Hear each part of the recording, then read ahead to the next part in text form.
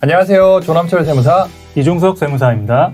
네, 이번 시간에는 상속세, 증여세에 대한 절세 팁, 네. 그리고 중요한 증여재산 공제, 분산 증여 등에 대해서 알아보도록 하겠습니다. 네.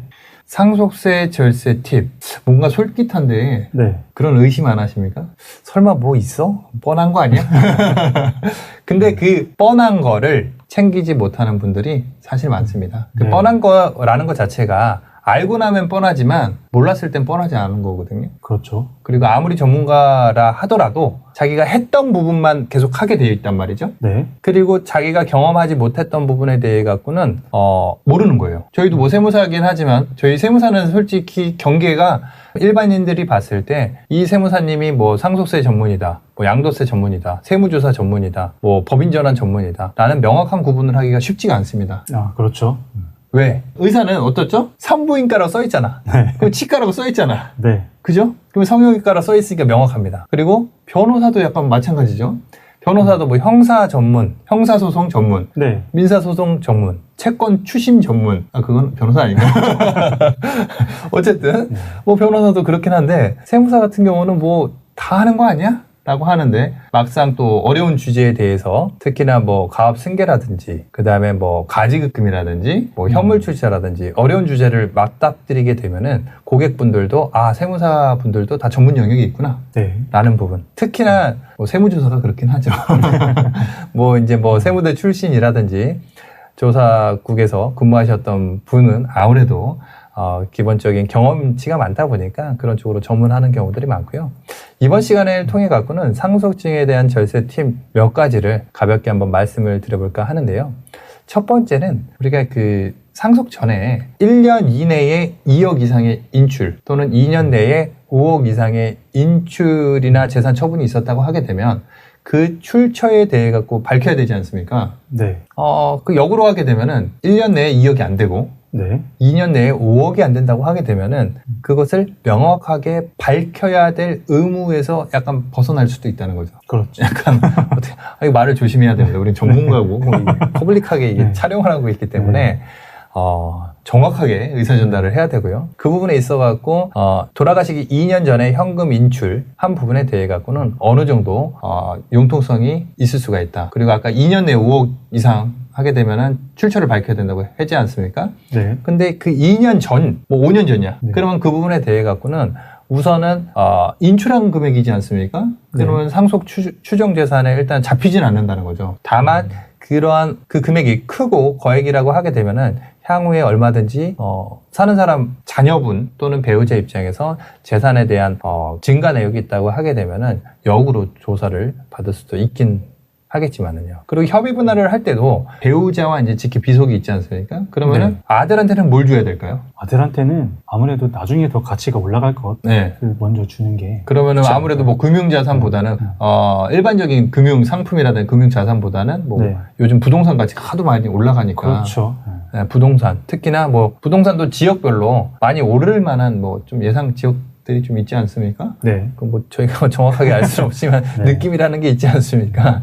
그래갖고 그런 부분들이 있어갖고는 자녀한테 먼저 주고, 그리고 뭐 아파트 같은 경우는 우리가 그 유사매매 사례가액을 통해 갖고 실거래가액이 바로 노출이 되지 않습니까? 네. 하지만 일반적인 뭐 나대지라든지 일반적인 뭐 건물 빌딩 같은 경우는 유사매매 사례가액을 적용하기가 쉽지가 않죠. 그렇죠. 그러면 보통 세법상으로는 기준시가를 적용해서 우리가 할 수 있기 때문에 재산에 대한 협의 분할을 할 때에도 자녀에게는 웬만하면은 이제 그 과표는 적게 잡히지만은 실질 가치는 좀 높은 그런 것들을 줄 수도 있고요. 그게 주식이 될 수도 있습니다. 주식이 뭐 비상장 주식인데 뭐 굉장히 회사 실적이 앞으로 좋아지거나 뭐 상장을 뭐 예고하고 있거나 그런 뭔가 호재가 있다고 하게 되면은 그걸 줄 수도 있는 거죠. 왜냐면은 또 나중에 어머님의 재산을 상속받을 때 또 세금 내야 되니까 그렇죠. 미리미리 좀 받는 게 좋고, 그렇다고 어머님의 재산을 너무 또 줄이면 안 좋잖아요. 그렇죠. 네. 아무래도 네. 배우자에 대한 공제는 훨씬 더 크니까 배우자 공제가 얼마까지 되죠? 최대 30억까지 네. 가능하다고. 기본 공제 5억에다가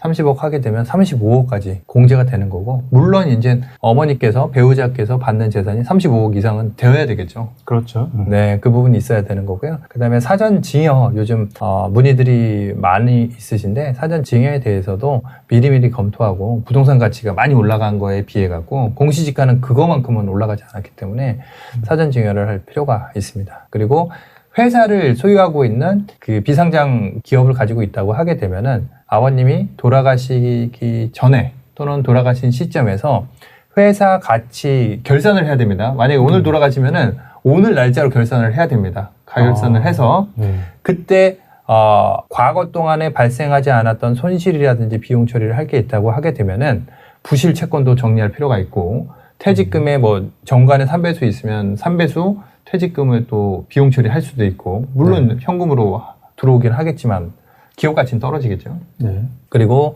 그 밖에 뭐 기타 재고에 대한 뭐 감모라든지 감가상각이라든지 잘못된 처리가 있다고 하게 되면은 잡아내야 되겠죠. 그리고 제가 한 2달 전에 이제 상속 상담을 해드릴 때 케이스인데, 아버님은 진작에 돌아가셨고 어머니가 돌아가셨던 케이스예요. 네. 근데 물어보시는 거예요. 그분도 상속증에 대한 스터디를 하고서 저한테 여쭤보셨어요.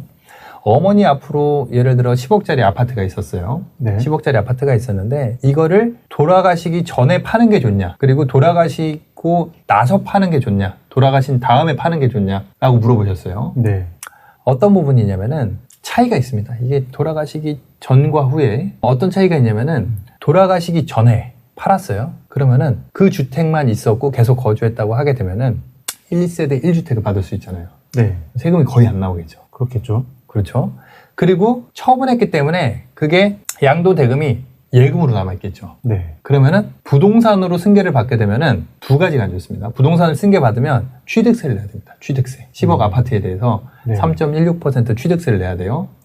그리고 아파트를 상속받았기 때문에 금융재산 공제가 또 안 됩니다. 그렇죠. 금융재산 상속공제가 아까 돌아가시기 전에 팔게 되면은 예금으로 10억이 들어오죠. 어머니 통장에. 네. 그러면 금융재산 상속공제가 되지 않습니까? 네. 근데 아파트로 그대로 받게 되면은 뭐 현금성 자산이 많지 않았다고 하게 되면은 금융재산 상속공제를 못 받게 되는 거죠. 네. 그러면은 아파트를 처분해서 받는 게 무조건 더 유리하다는 거죠. 재산이 얼마 안 된다고 하게 되면은. 그렇겠네요. 네, 이해되시죠? 그래서 지금 말씀 네. 들어보니까 저도 생각나는 케이스가 제가 네. 상속세를 실제로 신고를 네. 진행해 드렸는데, 돌아가기 전에 현금을 막 인출을 하셨어요. 네. 그렇게 되면은 그거는 당연히 우리가 말씀드렸던 것처럼 단기간 내에 1년 내에 네. 이렇게 인출한 거는 결국은 다 돌아올 텐데 네. 사전증여로 포함되겠죠?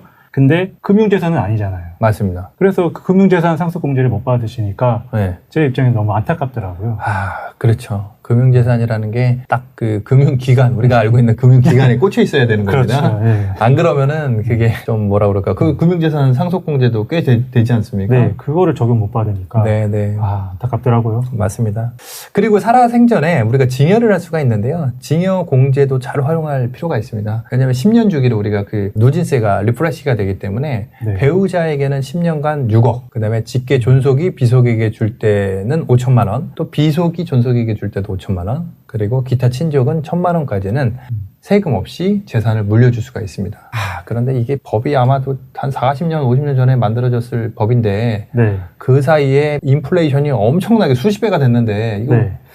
아니 과표는 또 인플레이션 때문에 과표는 엄청 올랐잖아요. 네. 그러면 이거 증여공제를 좀 많이 올려줘야 되는 거 아닙니까? 그렇죠. 어떻게 생각하세요? 물가 상승률 반영해서 네. 공제를 좀 더 높여줘야 될 것 같은데 네. 저희가 그 양도세 비과세에 대해서는 9억을 12억으로 올리겠다라는 논의가 지금 네. 진행되는 걸 알고 있습니다. 네. 근데 지금 증여재산공제는 전혀 뭐 그런 논의가 있는지 제가 모를 수도 있겠지만 네네. 왜냐면 미국 같은 경우는 트럼프 행정부 시절에는 2018년도부터 1,126만 달러로 제가 기억하는데요. 인당. 네. 1,126만 달러면 우리나라 돈으로 한 130억 정도 될 겁니다. 그건 부부 각각. 네. 그러면은 두 부부라고 하게 되면은 260억까지 상속세, 증여세, 비과세 한도가 있습니다.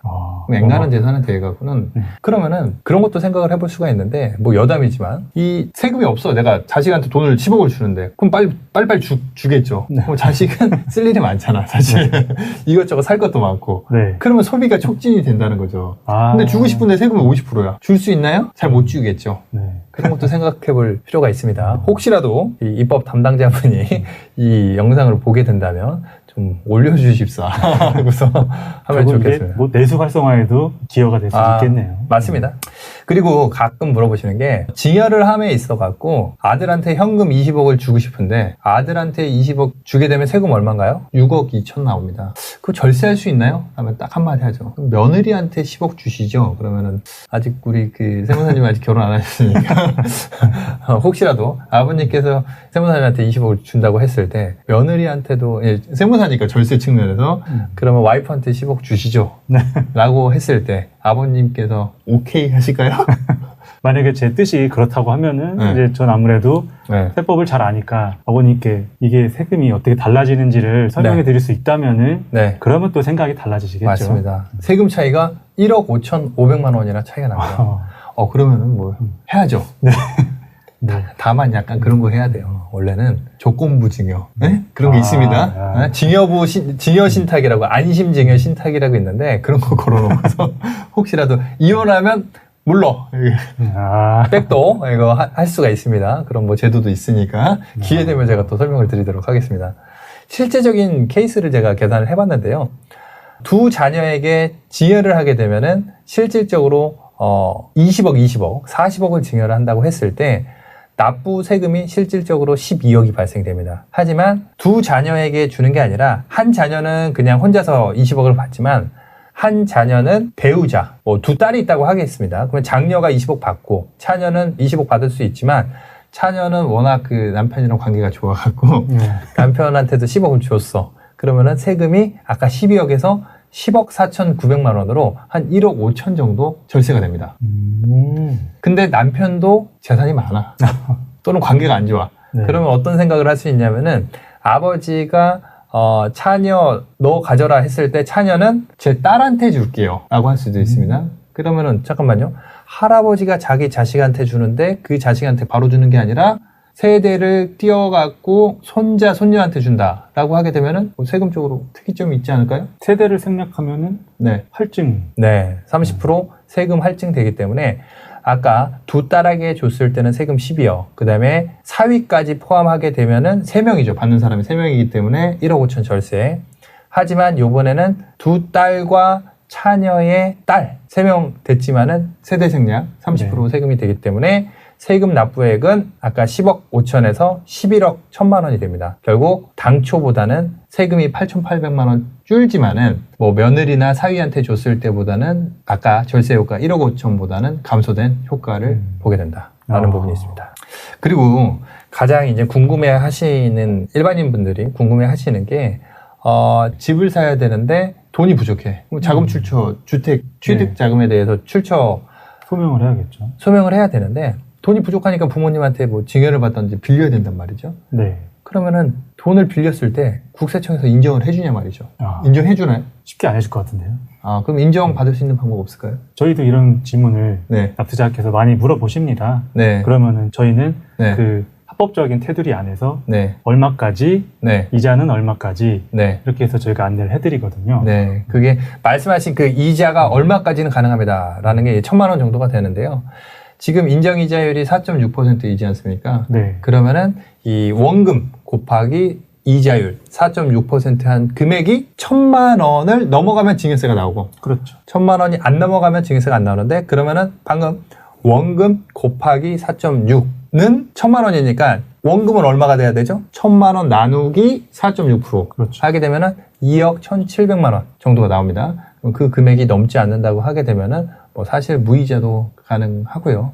근데 중요한 거는 그 2억 1,700만 원을 입금하는 순간 증여라고 이제 대표될 거니까 거기에 따른 뭐 차용증이라든지 원리금 상환 내역을 출처를 마련을 해야 됩니다. 그걸 안 하게 되면은 요즘은 아주 그냥 세금을 사용할 곳이 많기 때문에 보수적으로 준비를 할 필요가 있고요. 결국은 증여세 추징 리스크를 대비하기 위해서 자금 대여에 대한 약정서, 뭐 공증은 뭐 옵셔널하게 생각하시면 되고요. 자금 상환에 대한 원금, 이자에 대한 납부 대여, 그리고 이자를 납부했다 그러면 우리가 이게 비영업대금에 대한 이익이라고 그렇죠. 해서 이자 신고도 해야 되지 않습니까? 그 부분까지 하게 되면 완벽하지만 하다못해 다 필요 없고 가장 중요한 거는 이자 납부 내역, 원금 납부 내역이 있다고 하면은 나머지 거는 나중에 수습이 되겠다라고 기억을 하실 필요가 있겠습니다.